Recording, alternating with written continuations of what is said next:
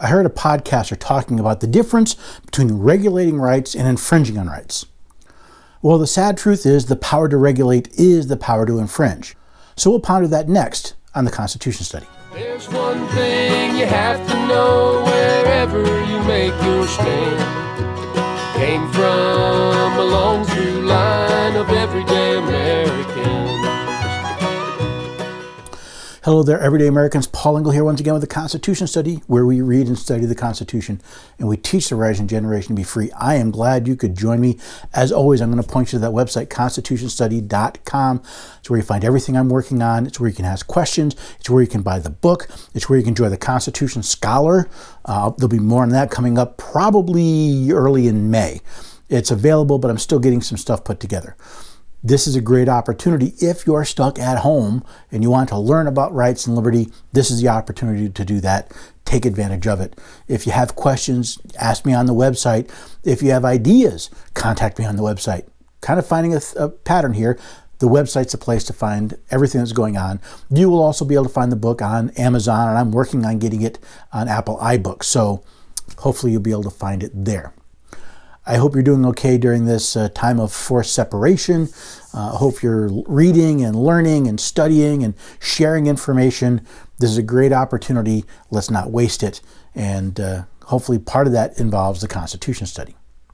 So let's discuss this idea of regulating rights, or what I like to call asking or begging for your rights. When the Constitution was sent to the states for ratification, there were two groups who argued about whether or not it needed a Bill of Rights. Now, the Federalists argued that the Bill of Rights was not needed since there was nothing in the Constitution that granted the federal government the authority to infringe on rights. They also argued that by listing rights in the Constitution, someone would get the idea that the government had the authority to regulate them. Now, fast forward 200 plus years, and here we stand, with governments claiming the authority to regulate rights and courts, surprise, surprise, backing them up. Let's start with a basic understanding of what a right is. Now, for you to legitimately exercise a right, you must be able to do so without infringing on the rights of others. Therefore, for a right to be legitimate, you must be able to exercise it without infringing on the rights of others. Now, going a step further, for a right to be unalienable, it must not be transferable. In other words, I cannot sell you my right to life, and you cannot take my right to liberty. But regulating rights is the taking of someone's rights, making them no longer unalienable and subject to a regulating authority. There has been a lot of talk lately about the closing of gun stores, background check systems, and the issuing of state gun licenses. Even if you don't like guns, what about your right to peaceably assemble, to worship freely, even the right to earn a living?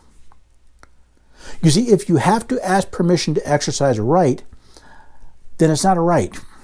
It's a privilege. So when someone says you must get their permission before you can exercise a right, they have alienated your right. They have transferred it to themselves. They have broken the law. They have violated the compact that is the Constitution.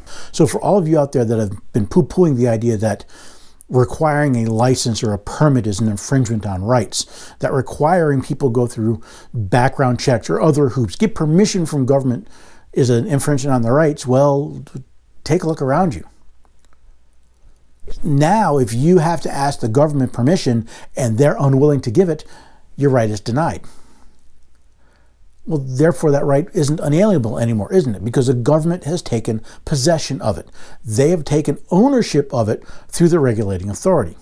Well, yes, while I focused on guns, think about it. The entire economy is shutting down because governments have told businesses to stop doing business. Shut down or else. Now, this really brought an idea to mind. See, recently, in order to sell stuff, I had to go to my county and get permission from them to start a business. I had to get a business license.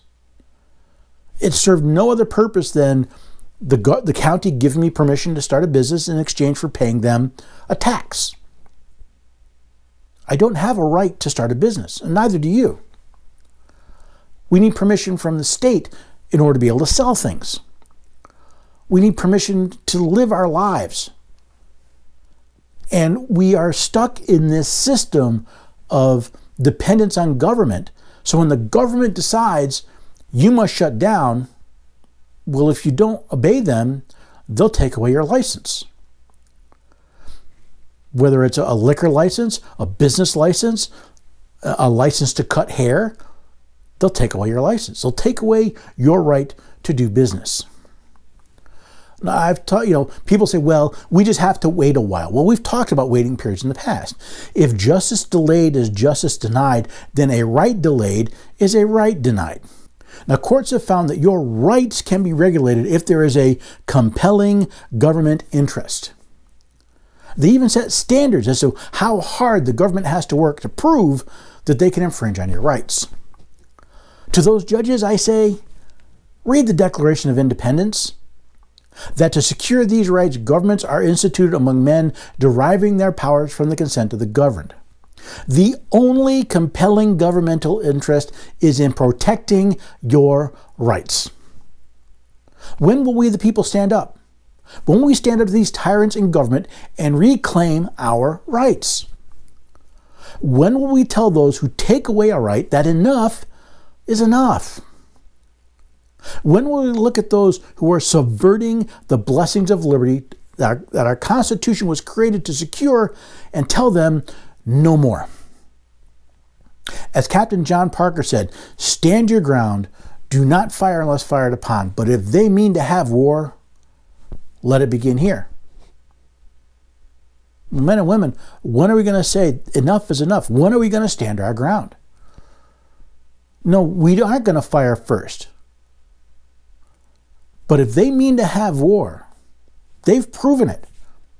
Not everywhere, but there are enough places in this country that have proven they are at war with the rights of the American people. That they believe because they have a government paycheck, they have the authority to tell you how to live, that you work for them. It's about time we remind them of something different. We have an election coming up in a few months. That to me would be the perfect time to remind our elected officials, the people that we hire to represent us, to act as our agents in our name, that they work for us. And if they forget that fact, we'll be more than happy to fire them. I don't care how much you like them. I don't care how good a job you think they're doing. If they do not follow their oath to support the Constitution, it is time for them to be fired. And if we won't do that, then when our kids wonder what happened to freedom of speech and freedom of the press and freedom of assembly, well, we can point at ourselves. It was our fault. We refused to stand.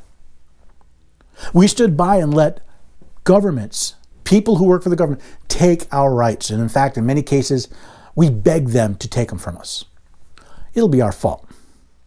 We'll have no place to look other than in the mirror. Then, of course, it'll be too late. And the only way our children will be able to get their rights back is with a war. I would much rather get their rights today at the ballot box than have to have them fight it tomorrow on the battlefield. So if you found this message interesting, head over to the website, constitutionstudy.com. Leave me a comment, leave me a message, ask a question. Most of all, let's stop and think about what's actually going on here. Yes, we have to take responsibility for our actions, but that does not mean we need to give the government the ability to become tyrants over us. We've lasted as an independent, free people longer than any other country in history, to my knowledge. Let's make sure that this is not the last generation where America is the land of the free and the home of the brave. And hopefully I'll see you again here next time on the Constitution Study. There's one thing you have to know wherever you make your stand. Came from